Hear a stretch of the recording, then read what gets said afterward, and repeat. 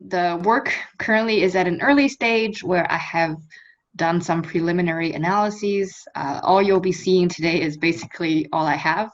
And I have only been looking at the data for a month or so.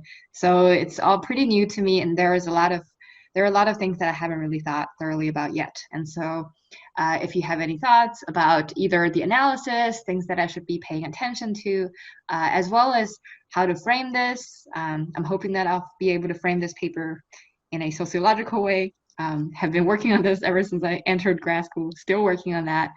And so any thoughts on any of these would be great. Can I go to the next slide, actually? How do I do that? This is not, oh, there we go. So the motivation of this paper mainly is that there is this big body of literature that focuses on immigrants' economic integration in the United States. And by that specifically, what the literature has been talking about is as immigrants live in the US for longer, whether or not their economic outcomes, specifically, mostly in the literature, their earnings, become more and more, well, first of all, whether the earnings grow, right? And secondly, whether or not the growth rate is higher than that for the US born, so that if immigrants arrive in the US with relatively lower levels of earnings over time, they would catch up to the US born, or what we call reaching earnings parity with the US born. And this has been a really important topic, especially since the Immigration and Nationality Act of 1965. There's this whole debate politically, publicly about whether or not new immigrants are able to catch up to the US born now that we have this big surge in the number of people moving here.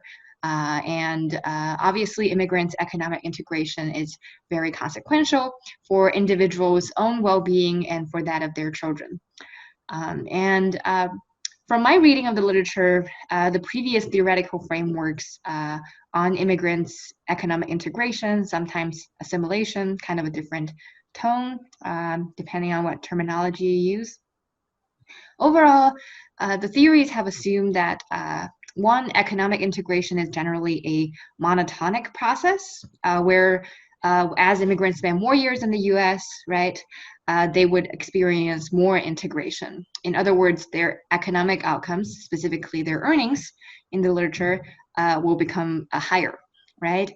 And kind of related to this aspect is this kind of thinking about integration, economic integration as an absorbing state from more of a demographic kind of language, where once you enter economic integration, the process is done. You have made it, right? And that it's non-reversible. You would not go back to not being integrated once you have made it.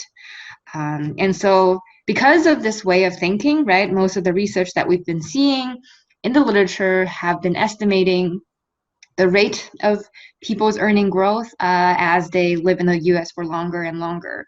So this is an example, a paper from ASR in 2018 looked at the ratio of immigrant to native earnings for immigrants of different arrival cohorts. So on the x-axis here is years since arrival, right? So this is longitudinal data where we get to observe immigrants as they spend more and more years in the US and their earnings. And on the y-axis is the ratio of immigrants' earnings to the native born. So if immigrants get to 1, that means their earnings are on par with the native born, versus here, as we can see, when they first arrive, for these 3 cohorts of interest in this paper, when they first arrived in the US, they earn, this is also controlling for education and working experience, by the way, that immigrants on average earn 70% about of what their US-born counterparts earn. And then as time goes, right, especially for this cohort right here, you can see that after being in the US for 13 to 14 years, on average, they kind of reach parity, right, get to 1. So basically, compared with people who have the same level of education and same amount of working experience, immigrants no longer have this earnings disadvantage, right? And this is very representative, I would say, of the general literature on immigrant earnings. A lot of this is in econ. Sociology has recently started to pick up this topic more and more. Just this general thinking about how much immigrants are able to catch up to the US born after being here for a few decades. Leafia? Yes. Hey, just to clarify, like, I don't know how deeply the literature goes into this, but do they look at these kinds of statistics or descriptive statistics with respect to the immigrants' starting education? So if somebody, already has a degree, Oh, yeah. they have a degree coming in, and where do they start? Is there, like, are you comparing two people with the same degree, or are you just comparing people overall with just overall earnings, Yeah, irrespective so mostly the literature has been focusing on within education disparities in earnings. And that's complicated when you think about how people move to the US at different ages, right? And so as a result, most of the literature has been focusing on immigrants who have arrived in the US after age 25, at which point we assume that most people have completed their education. And then there is also a separate growing literature that looks at even within the same level of education, whether or not someone got that degree in the US or in a foreign country would matter. But mostly so far, it's all like within a certain level of educational attainment, averaging across these earnings differences. This is what we observe. Does that make sense, Ava? Yes, it does. Yep, thank you. Yeah, no problem.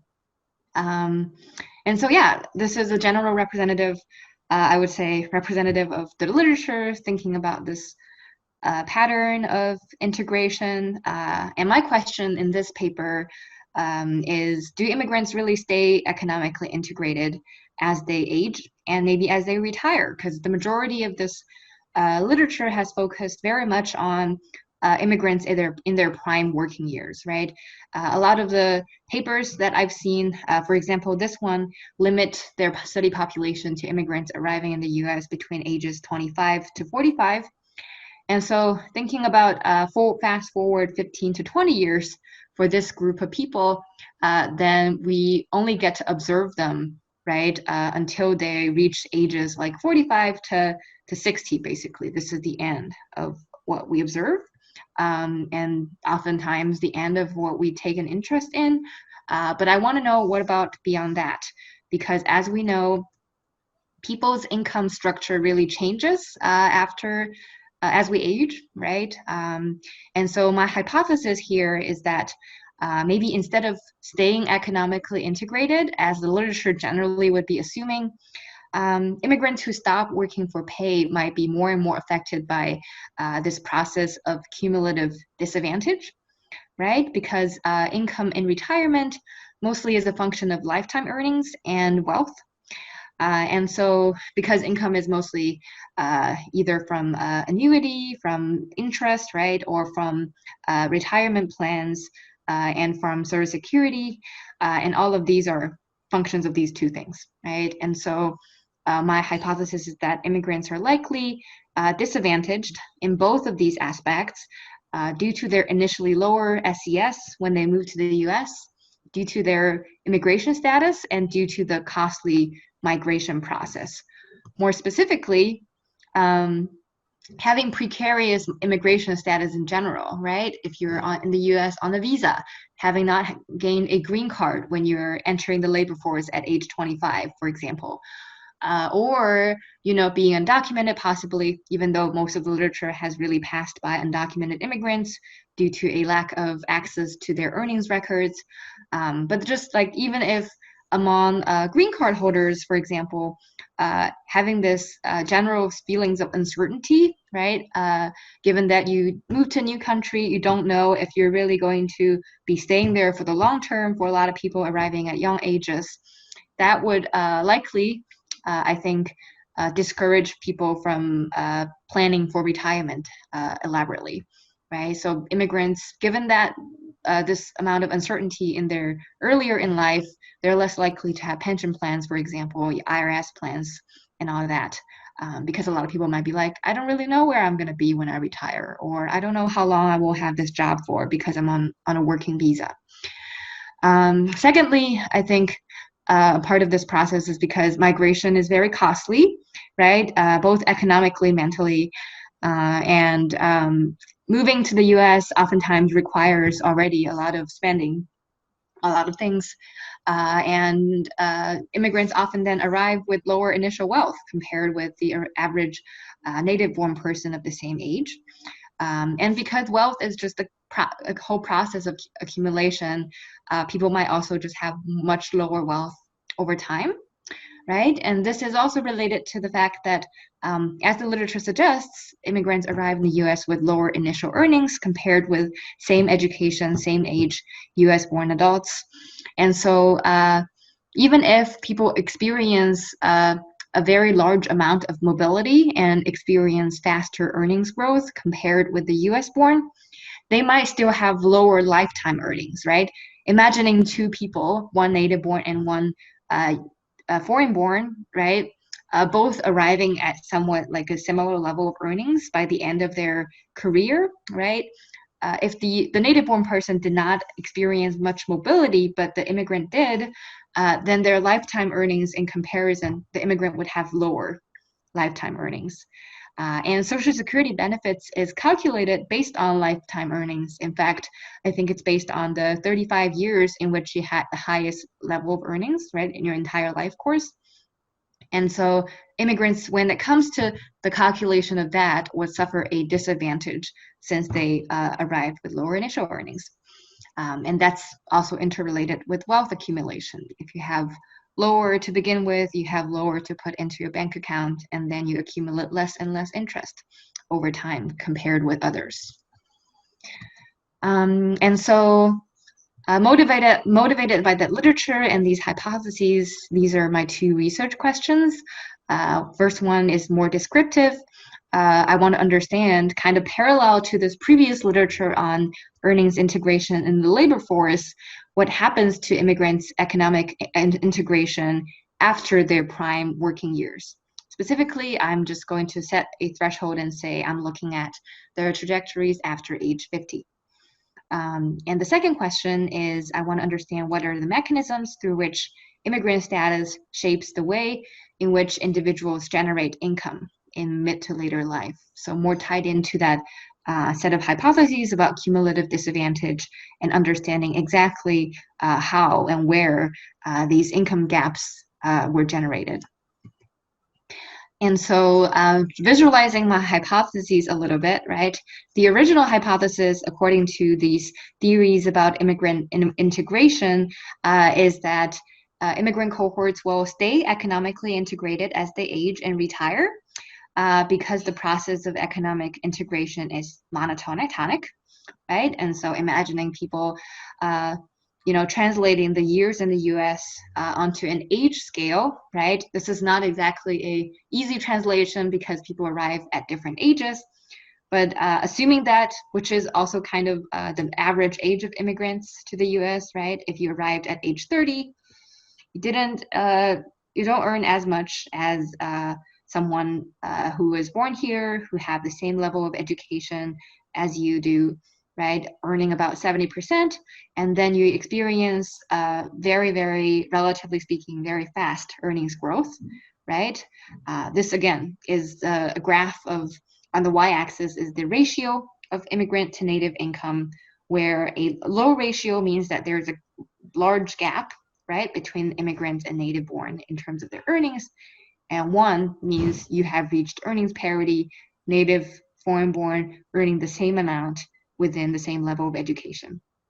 So then over time, during the prime working years of individuals, people catch up slowly, right? This is a very much a stylized hypothetical version of what the actual patterns might be like.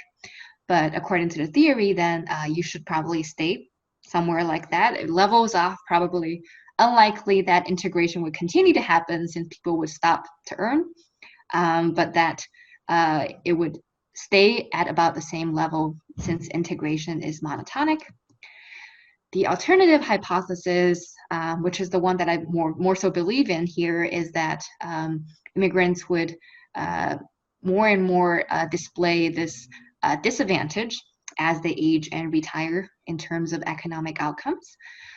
Even if we're looking at more economically integrated cohorts, right? Cohorts that were able to display this kind of pattern where they over time really pick up on their earnings. They may experience more and more advantage in mid to later life relative to the native born because earnings are going to make up less and less of individuals' income with age, right? And their cumulative disadvantages due to their precarious immigration status over the life course, lower wealth levels, and also lower initial earnings. These disadvantages would become more obvious now that we have removed earnings as a layer, right? What's in the background, that disadvantage will become revealed. So to study these questions, I used the health and retirement study. I used all of the waves available from 1992 to 2016. So I get to observe actually a few cohorts of immigrants that are commonly studied in research on immigrants' earnings in the labor force. And I get to observe them for a pretty long window. And I am currently planning still also to apply and to use more restricted HRS data. Specifically, HRS has made linkages between their survey data and some data at the Social Security Administration on their earnings, summary earnings data set, and also on their benefits. And the main reason why I would be applying for these is that then I don't just get immigrants' earnings and also other sources of income during this later life course period, because HRS starts interviewing people at about age 50, right?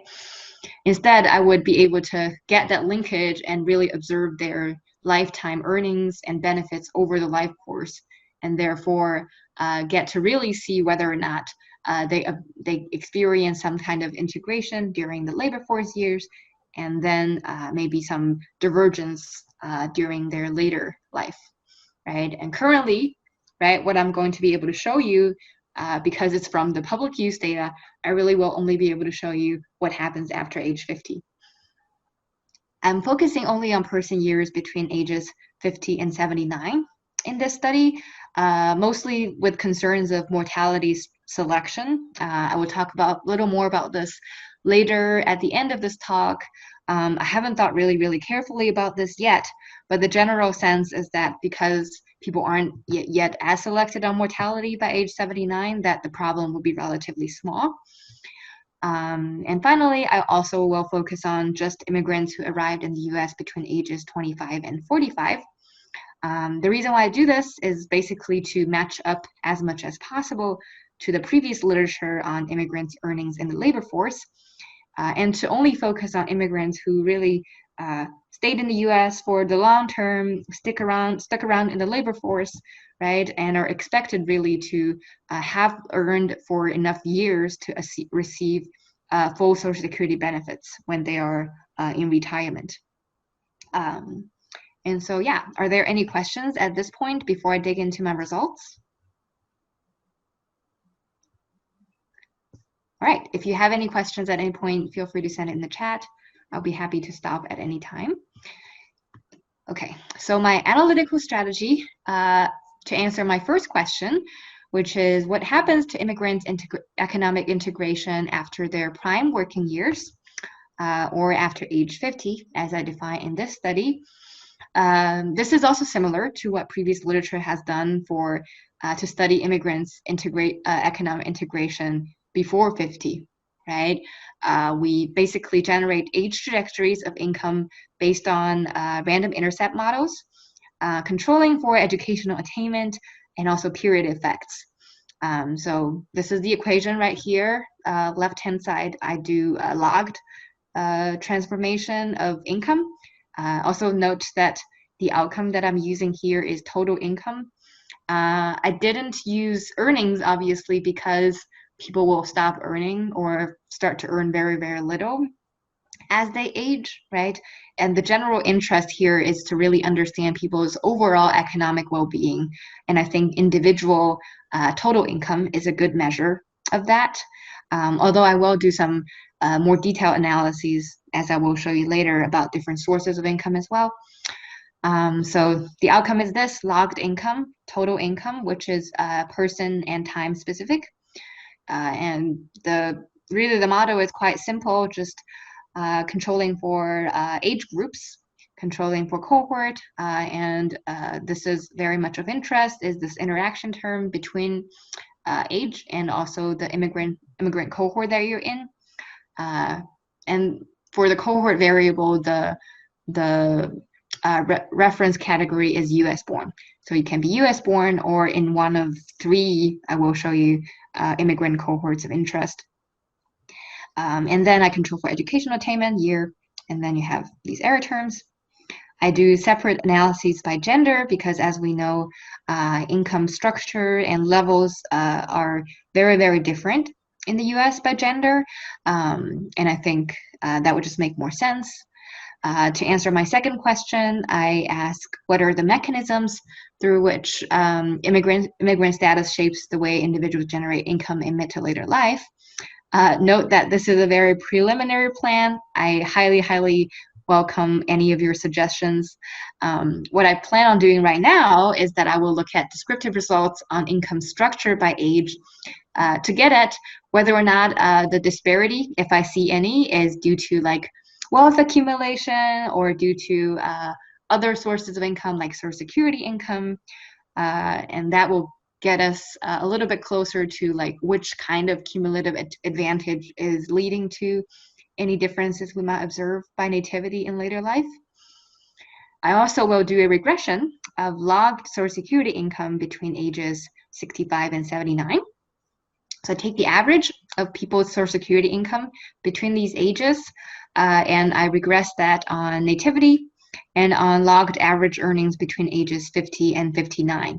So this is basically to look at, comparing people who earned similar levels of earnings between 50 and 59, whether or not immigrants receive more or less or same amounts of Social Security income, right? Ideally, I would be looking at logged average earnings between 30 and 59, right? As much earnings as possible.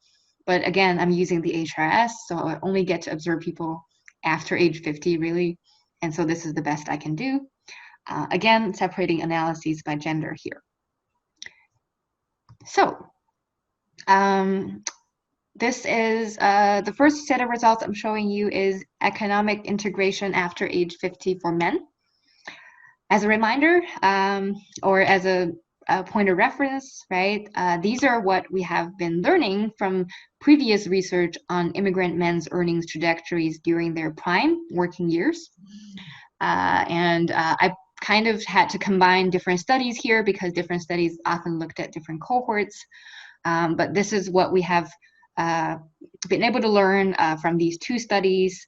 And one looked at immigrant cohorts arriving in the 1960s and in the 1970s. And I pulled another one from a different paper that's on earnings trajectories in the early or the first 6 years of the 1980s. And so, they don't really completely reach earnings parity as we see during these first 25 years of being in the US, according to these analyses that control for educational attainment and work experience. However, we do see that this pattern is clear where immigrants experience relatively fast earnings growth and start to approach the earnings levels of the US born over time, right? And different cohorts are making slightly different progress. And this is still very much in debate in the literature, like which cohort did better. But this is the general pattern. This is what I found on immigrant men's total income trajectories beyond their prime working years. So there are a few things to translate here. One is the left-hand side graph is years in the US of people arriving in the US between ages 25 and 45 overall. The x-axis on the left-hand side is how long they've been in the US. On the right-hand side, I'm giving you age, but you can kind of see a rough translation between as like the right-hand side is kind of a rough continuation of the left side, because people on the left-hand side are younger. We're observing them when they're younger. Right-hand side, we're observing them when they're older. And another translation is left-hand side graph is on earnings. So we're thinking about how close do immigrants get in terms of how much they earn from work over time. Right-hand side is total income. So this includes earnings, includes pension, annuity, a lot of other sources, government transfer, Social Security earnings, a lot of other things.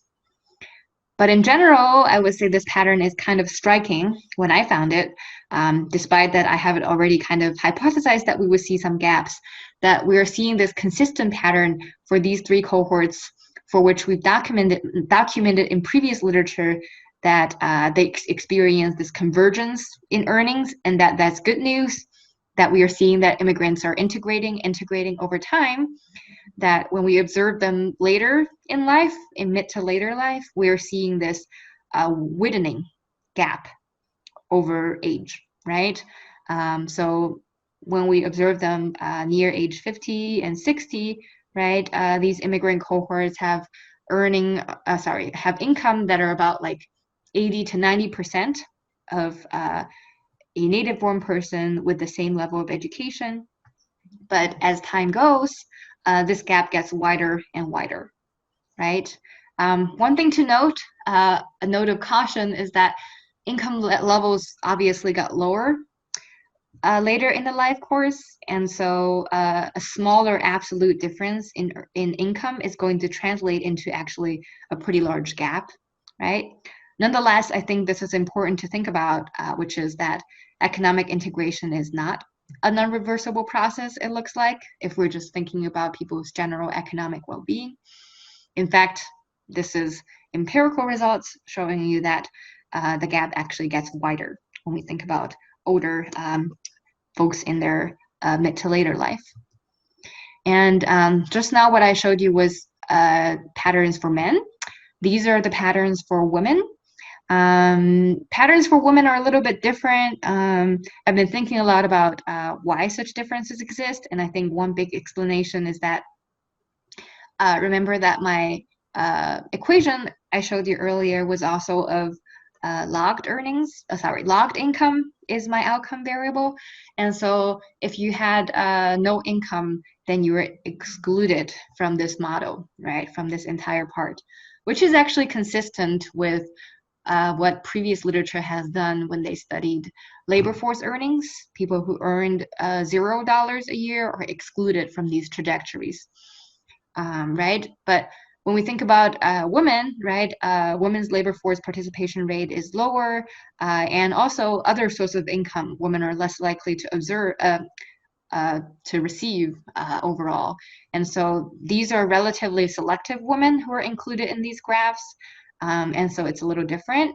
Overall, I don't see as much of a widening gap among women, only for really the immigrant cohort who moved here during the 1960s, right? The other two cohorts looks like it's just like a continuously same-sized gap over time. And so I would say that reverse integration pattern is mostly only observed among men. And like patterns among women might also be affected by many other different sources, which I'm happy to talk about later. And so now I'm getting into more of my second question, which is what are the ways in which immigration status affects the way people generate income in mid to later life? And this is one way that I came up with, which is to just look at descriptively. So these are just unweighted averages. Unlike previous results are based on regression models, this is just unweighted averages of the different sources of income, how much people receive from these different sources over time by nativity. And so if we first look at the foreign-born, obviously for people's earnings decline as they age. Immigrants basically receive no unemployment, workers' comp, or other government transfer, whatever age we look at them at. and also no SSI, SSDI.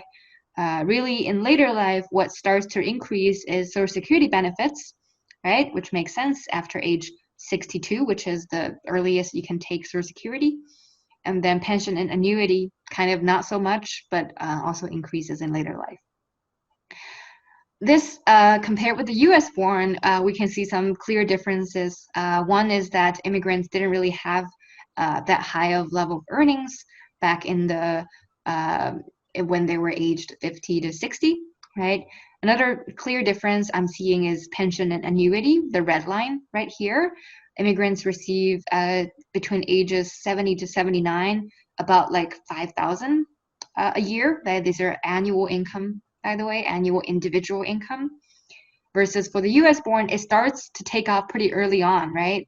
At age 55 to 59, it already starts to be like near 5,000. And then later in life, it's somewhere above $10,000 a year is what people receive in pension and annuity on average. And then Social Security is another source of disparity a little bit, right? Immigrants receive slightly less in Social Security income benefits in later life. And so this is in terms of absolute levels of income. And I think what I'm learning here mostly is that the widening gap that we've been seeing, again, some translation work to do between a regression model and descriptive patterns.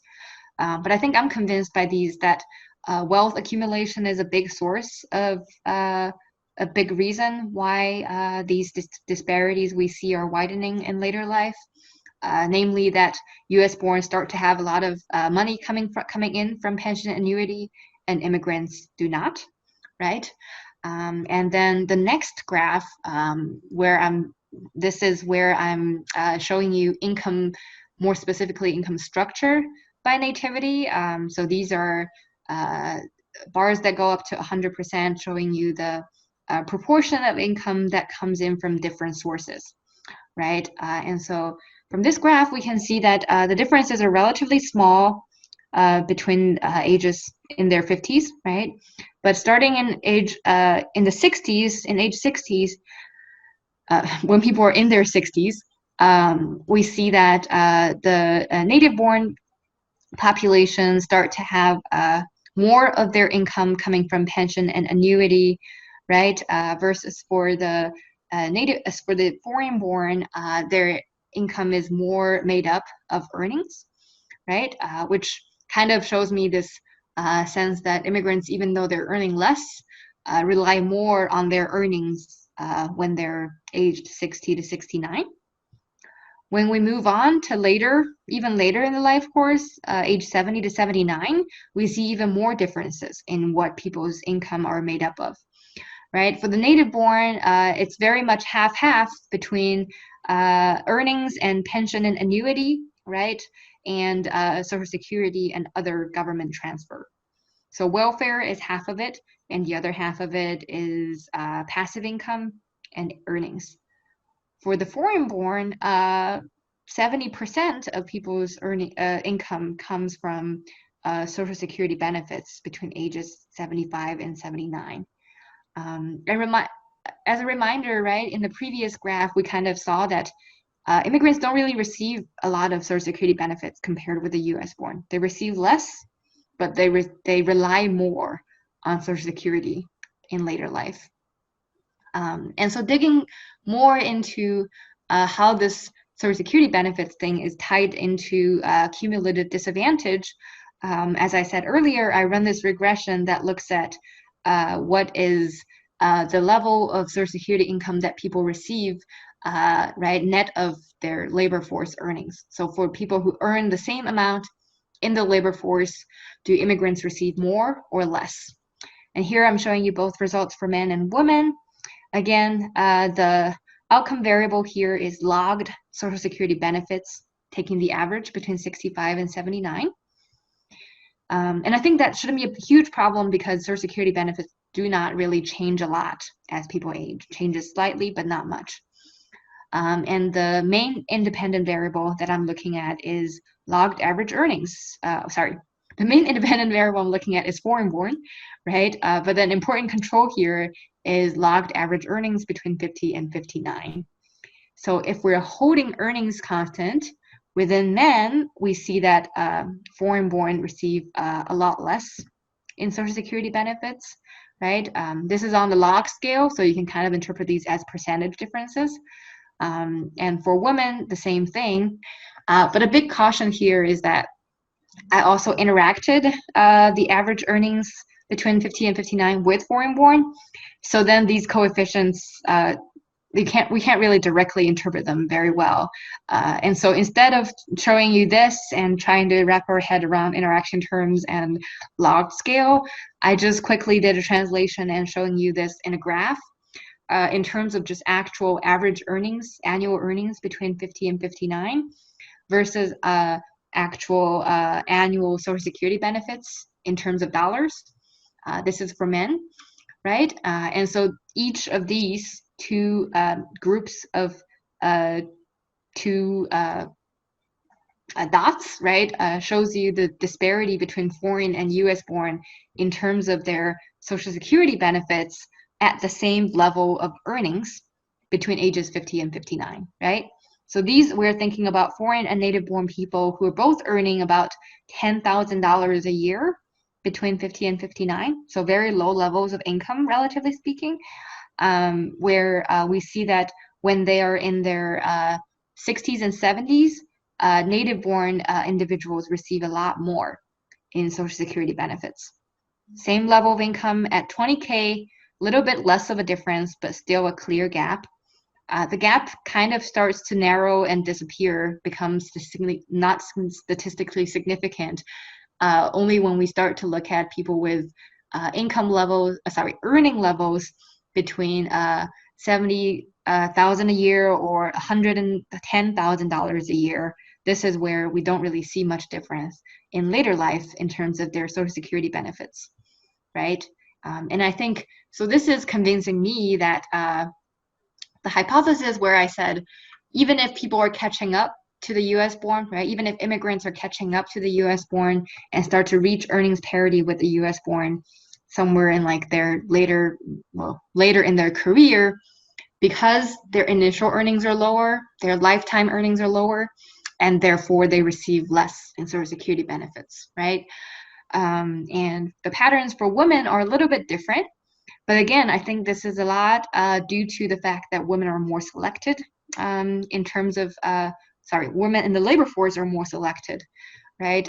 So the big difference is that immigrant women and immigrant men actually receive kind of similar levels of Social Security benefits across the earning spectrum, but the US-born women receive less in Social Security benefits compared with US-born men, right? And so we still see like larger gaps at lower levels of earnings in terms of Social Security benefits, but it starts to become statistically insignificant later when we move toward higher levels of earnings. And so, and I think it's important to think about how this is also, you know, as we move to higher levels of earnings, this concern about the nativity gap is lower, right? So it's really the immigrants who are not earning a lot, right? Nonetheless, making progress, but not earning a lot at 20K and 30K that are really lagging behind from their native-born counterparts in terms of Social Security benefits. I think there are probably a lot of limitations here. Again, all of the results I've shown you are very, very preliminary. A lot of things I haven't really thought about and would love to hear your thoughts on. Obviously, I should probably have a problem of mortality selection here. And the problem is bad because the estimated nativity gap in income is probably upwardly biased, making my claims not as valid, right? If mortality selection based on economic outcomes is less strong among immigrants than among the native-born. So if, for example, having low levels of income, right, is more associated with mortality among the native-born than among the foreign-born, perhaps because foreign-born are more selected already on their health profiles, and therefore, even if they don't have a lot of income, that is not really as consequential for mortality for them. then as time goes, right, US born are more likely to be selected on economic outcomes versus foreign born is not, then we might naturally see a widening gap. So an important next step I would do is to check mortality selection in the HRS data I have, see if I indeed see differential mortality selection by nativity. And second source of limitation is outmigration. Obviously, immigrants still can move away from the US in their later life, right? Even if they actually did consistently work in the US for many, many years, they may decide to retire somewhere else. And actually, same for the US born, but a much, much less, a smaller proportion of people.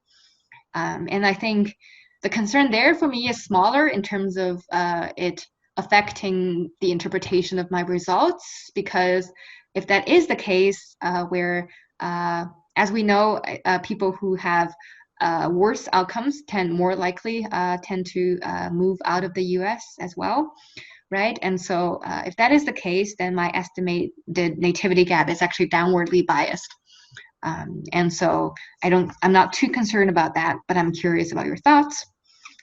Third source of limitation, I have to think about this more carefully, haven't really thought about this very much, is the selection into receiving any income at all. All of my regressions are based on logged earnings and logged income, and so people who just didn't receive anything, didn't report receiving anything, would just not be covered in my models and in my description. And this is probably especially severe for women, and so I kind of want to do something about this, but I'm not exactly sure what. Perhaps some regression models about just like a logistic regression on the likelihood of even receiving any income by nativity. Maybe that's one step toward that. Finally, I do worry about measurement errors in my outcome variable. Since it's income, people can underreport it. People can say that they didn't receive anything, even though they did. I don't think it would bias my estimates other than just making it less precise. So that's why I think getting restricted administrative data that's linked to the HRS would be really helpful to actually get me objective reports of people's income, lifetime earnings, and benefits. So it's kind of quiet today. I'm not really getting any questions yet. So I guess I'll just go ahead and summarize what I found. So in this paper so far, I found that immigrants have a expanding income disadvantage relative to the US born as they age. This finding is in stark contrast to the previous finding that immigrants have a narrowing income disadvantage relative to the US born as they stay in the US for longer. I think, based on my findings, that cumulative disadvantage seems to play a role in shaping this expanding disadvantage. I found basically two major explanations for why the income gap widens in later life. One is that immigrants receive a lot less in pension and annuity in retirement. And the other is that immigrants receive less in Social Security between ages 59, 65, and 79 compared with their US-born counterparts with the same level of earnings and education. So that was it. Thank you for listening. Any questions, thoughts, anything? Hi, Leafia. Hello. For the presentation. This is not so much a comment on the analysis, but a thought about maybe future directions if you have time for it. I was thinking about almost how some immigrants, when you're thinking about when to retire, you might extend your time in the workforce, in the labor force, just so that you have more retirement benefits. Yes. And it's almost a double whammy. Like you stay working longer, which can affect your, health and other outcomes. But so that's something that I would be interested in seeing is, do you actually see a difference between native born and born in terms of delay of exit from the workforce? And then because some of these differences that you're seeing are could even be greater if everybody retired at the same time. Yeah. That's a really good point. Still trying to wrap my head around how to find that and what that, like how to incorporate that into the story that I'm doing. But I really, really agree that that's an important part. And I think based on my own previous research and stuff that I read before, immigrants on average do retire later. And so, yeah, I totally agree. Thanks, Ava. I'm seeing that I'm like getting, okay, Jason raised his hand. I also like got 2 chat messages, but somehow I can't read them. I don't know how to. Katie, do you want to go first and read your chat? Hi, yeah, sure. I had to miss the first part of your talk, so I'm betting you probably mentioned this, but I'm just curious, are immigrants of any nativity, or are you able to look at different immigrant groups by different continents or groups, or? Oh, yeah. No, so far I'm just grouping everybody together, which I think is not a really good idea. But because this is very preliminary, and I already do things by gender, but yeah, so the HRS, Katie, you probably know this better than I do, but I think in terms of country of origin, I don't really get any information there really in the public use at least. And in terms of race, it's really just Black, white, and Hispanic, right? I actually don't know. So the Okay. HRS is on my docket of things to do. Okay. So I've only been able to use a little bit of the RAND public files. Right. But yeah, I was just kind of thinking that one of the revisions that we were doing recently, I kind of went down this little rabbit hole of like the Hispanic health paradox, which is really, really fascinating. But they were breaking out differences even in kind of the Latinx type health advantage by different countries of origin. So I'm just thinking that you might have a lot more heterogeneity here in like this broad group of immigrants, and just wondering if it's feasible to kind of parse that out a little bit more. Yeah, I think that's unlikely. It's unlikely that I'll be able to answer it with this data because I already don't have, if I already stratify people by cohort, arrival cohort, which I think is important, I already don't get that many observations in each cohort. And to stratify that further by country of origin, I would just not be able to get any precise estimates at all. However, I do think a different set of data probably would be able to answer that. So I'm kind of hoping that this can set the stage for further research that's on heterogeneity within, especially since the process that I described about cumulative disadvantage, very likely that's there are a lot of differences by race and by country of origin, and that for people of color, for example, it's much more likely that they're accumulating a lot more disadvantage. So currently I'm planning on just like giving that a discussion in the paper, and maybe not being able to do that. Even if I got the restricted data, it's not going to give me more observations really. And so, yeah, but I agree that that's an important thing to think about. Yeah, just with the restricted data, I think I talked with Knock a little bit more about the restricted data. If anything, like if you're looking for like the restricted link to Social Security earnings in HRS, it's going to really drop your sample size quite a bit. Right. So that's something I'm concerned about as well. Like that's probably going to be a trade-off between being able to get more precise estimates and actually being able to get a lot of people to do my analysis on. So yeah. Yep. And I do wonder here, like if anybody here has applied for any of the restricted HRS data with regard to earnings or with regard to benefits, these two data sets, because I would be really curious to hear like what it's like. And yeah, I'm planning on applying for that soon. So I think the next person in line is Jason, unless someone else said something in chat, which I still can't see. I don't see anything else in chat. Leafia, Okay. I have one question of whether, I'm trying to think of how to say it. It's something around how much of this that you're describing is formulaic or mechanical and just like how Social Security is done. Like if you have lower earnings, Yeah. you know, and you've been in the country fewer years, you know, that just has this formulaic aspect of how much benefits you get later. I'm wondering if you actually want to separate it or not, essentially. Like what I have in mind is that part of the income, the labor income in later years is potentially partly a reaction of how we do Social Security, meaning that if you don't have enough money through Social Security, you're going to have to keep working longer and this kind of thing. I'm wondering if you want to separate those like reactions to the benefit system we have versus just the benefit system itself, which would suggest, you know, a group that with lower earnings is going to get lower benefits later. And that's just like a mechanical part of it, like how much you want to separate those type of things. Yeah, I'm trying to imagine what separating them would look like.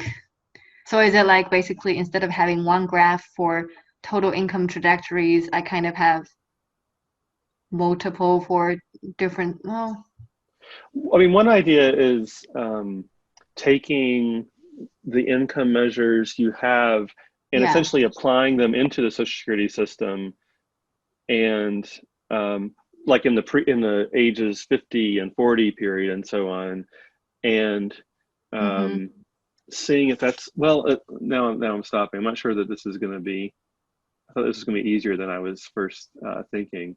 So one of the things that I'm thinking, Jason, off of your idea is maybe, because I think you only need 40 quarters of work in order to be qualified, right? Yep. So if you could look maybe at the subset of people who arrive before age 52, because then, I mean, then everyone will have been eligible for these 40 hours or these 40 quarters of work. Yeah, everybody in this are already arrived between age 25 and 45, and I did that specifically. Oh shucks, sorry, I missed that. No problem. But that specifically, I did that because of what you're saying. Okay, yeah. So that everybody should be eligible. Isn't it both? Eligibility is both workforce participation and a like number of years, right? Like if you don't work for a long time, then you're eligible for a less like a lower payment. Is that right? I don't know. No, okay, I don't know. Well, it's based on your highest 40 quarters, right? Highest 35 years, actually, I think. But you have to have worked for 40 quarters to qualify. Oh, okay. Yeah. So what Jason is saying makes sense. Yeah. It's hard for me to know since these people I'm getting are older already, and so it's kind of a black box. Whatever happened before, all I get to observe is the little chunk between ages 50 and 59 to see how much they earn there. But I definitely think all of these questions kind of point to this important question to think about, which is like how people react to realizing that they won't really have that much income coming in retirement, and therefore trying to earn more and stay in the labor force for longer.